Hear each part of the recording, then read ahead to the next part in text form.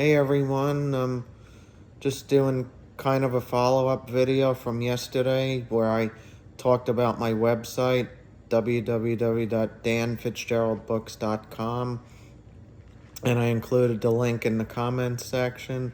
Now, to anyone who watches this video who is a survivor of childhood sexual abuse, I just want you to know you're not alone. It wasn't your fault, and feel free to check out my website. You can read about me and my book and get a little insight into my healing journey. And you can also reach out to me too. You can email me right from my website. Send me a message. Let me know about your own healing journey, or if you have any questions, you want to ask me some things, or ask me for like healing advice, that type of thing. You can ask me about my own healing journey and how far I've come and how much progress I've made personally. And you can also buy my book directly from my website. The Amazon and Apple links are on there. And I mean, for me, my story is just so unique, and my own CSA, for me personally, had such an extremely devastating effect on me, to the point where now, even 26 years later, I'm still kind of shaking my head in disbelief that it affected me as much as it did. And for that reason alone, I feel like I eventually need the whole world to know my story, so that survivors here and around the world will get together to bring important changes, like eliminating the time limits, eliminating the statute of limitations for survivors of childhood sexual abuse, so that they have unlimited time to get justice, even if it's been 10, 20, 30 years. Because that's one of the main issues with CSA, the time limits, which limit prosecuting the offender, and pretty much survivors, if too much time has passed, they're pretty much told, oh, sorry you went through that, but you waited too long. And it's like a punch in the gut or slap in the face to survivors, because me personally, I took 4.5 years to remember my trauma, but unfortunately some survivors, because of how much pain they're in, they bury it or try to forget about it and get on with life as if everything were normal. And some survivors take 10, 20 years to remember what was done to them. And then by then, because of the time restraints, the time limits, they're basically out of luck, and they're basically told, oh, sorry, but you waited too long. And this needs to change. This needs to change here in America. Every state in this nation needs to eliminate these time limits. And this needs to change around the world too, because why should the predator walk away free if a certain length of time passed? He could just be out there repeating the same predatory behavior, doing the same thing to more kids and creating more victims.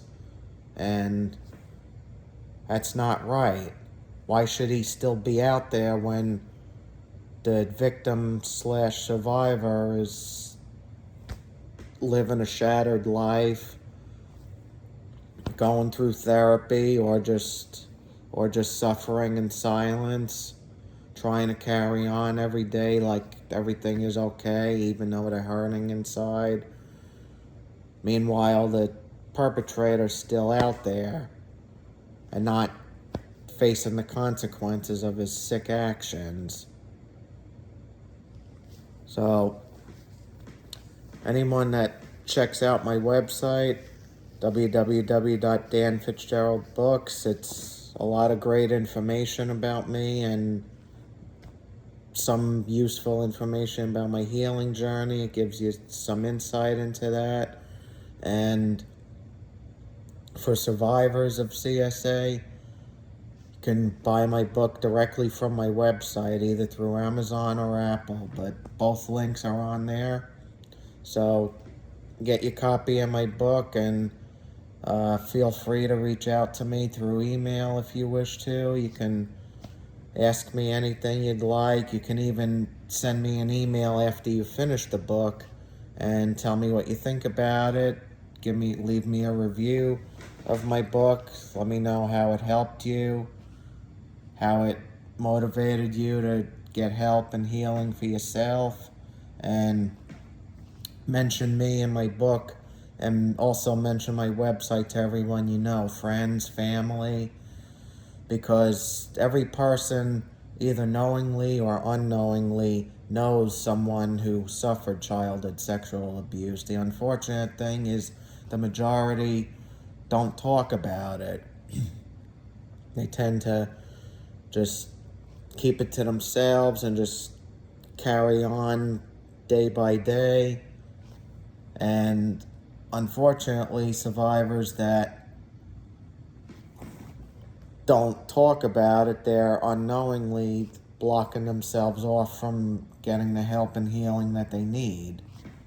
Because if they don't talk about it, like not even with a therapist, they're just cutting themselves off from getting help, healing, living a happier, more fulfilling life, that type of thing.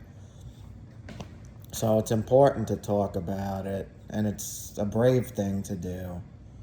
It's a very brave thing to tell someone. Even telling one person is a great start. Telling a trusted friend or family member or someone close that can be trusted with anything, just telling somebody would be a great start.